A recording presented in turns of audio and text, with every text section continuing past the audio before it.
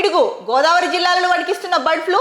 ఉమ్మడి జిల్లాల్లో 350కి పైగా పౌల్ట్రీలు, వాటిలో 3 కోట్ల కోళ్ల పెంపకం, రోజుకు 2.40 కోట్ల గుడ్ల ఉత్పత్తి. ఇన్ఫెక్షన్ జోన్లోని ఫారాలు మూసివేత, చికెన్ గుడ్ల అమ్మకాలు నిలిపివేత. బర్డ్ ఫ్లూ భయంతో తెలంగాణ అప్రమత్తం, ఏపీ నుంచి వచ్చే కోళ్ల వాహనాలు వెనక్కి.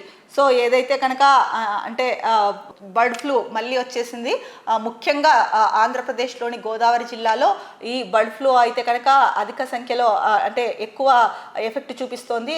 ముఖ్యంగా గోదావరి జిల్లాల్లో అయితే కనుక ఈ బర్డ్ ఫ్లూ ఒక రకంగా చెప్పాలంటే గోదావరి జిల్లాలని వణికిస్తోందనే చెప్పొచ్చు.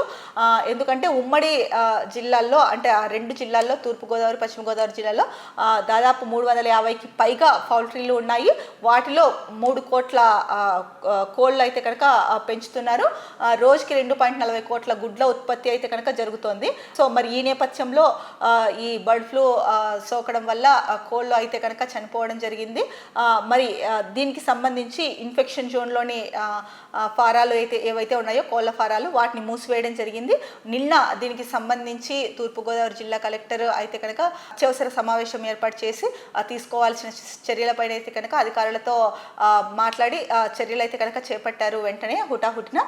సో ఏదైతే దానికి చర్యలు తీసుకున్న అనంతరం ఈ చికెన్ గుడ్ల అమ్మకాలు అయితే కనుక నిలిపివేశారు. అలాగే ముఖ్యంగా ఏదైతే ఏపీ నుంచి తెలంగాణకి కోళ్ళని పంపిస్తారో సో ఆ వెహికల్స్ని తెలంగాణలోకి అనుమతించడానికి కూడా తెలంగాణ రాష్ట్ర ప్రభుత్వం అయితే కనుక అప్రమత్తమైంది. అంటే అనుమతించట్లేదు. అంటే బర్డ్ ఫ్లూ ఏ రాష్ట్ర ఏపీ అనే కాదు, బర్డ్ ఫ్లూ ఎక్కడైతే ఉందో సో ఆ రాష్ట్రాల నుంచి వచ్చే వాహనాలని అయితే కనుక వెనక్కి పంపిస్తున్నారు అని చెప్పేసి ఇందాక మనం చూసుకున్న వేరే పత్రికల్లో వార్తా కథనాల్లో అయితే చూసుకున్నాము.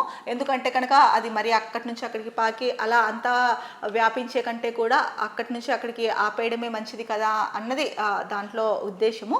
సో మొత్తానికి పౌల్ట్రీ ఎవరైతే పౌల్ట్రీస్ మెయింటైన్ చేస్తున్నారో వాళ్ళకైతే కనుక నిజంగా ఇది చాలా పెద్ద పిడుగు అనే చెప్పాలి. చాలా అంటే వాళ్ళ నష్టం మరి ఇప్పట్లో పూడుతుందో లేదో కూడా తెలియదు. అంత నష్టం వాటిల్లుతోంది అని అయితే కనుక ఖచ్చితంగా చెప్పొచ్చు.